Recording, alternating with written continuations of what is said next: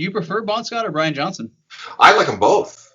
I really do. AC/DC is just one of those bands that have made that incredible transition after losing their lead singer in tragic circumstances. I do remember when I do remember when Back in Black came out. The first song I heard from the Brian Johnson era, AC/DC, his voice just cut like it was like a buzzsaw. Yeah. And I wasn't sure what this was all about.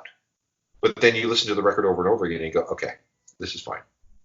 Especially at that time, I don't really think there's anybody singing like that, at least in the mainstream. No, there was not. You didn't have a lot of that stuff. No.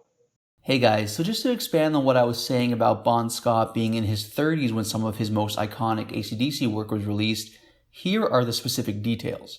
He was 30 years old when both Dirty Deeds and Let There Be Rock were released. He was 31 when Powerage was released, and he was 33 when Highway to Hell was released. For Brian Johnson, he was 32 when Back in Black was released, 34 when For Those About to Rock was released, and so on. As a matter of fact, The Razor's Edge, the record containing Thunderstruck, which is arguably AC/DC's most famous song, that album was released on September 24th, 1990, less than 2 weeks prior to Brian Johnson's 43rd birthday. In a culture where it's often portrayed that if you don't make it in your 20s, you have no chance, it is worth noting that nearly all of AC/DC's most iconic work was released when their vocalists Bon Scott and Brian Johnson were both in their 30s and beyond for Brian Johnson. I really want to emphasize that I said iconic work.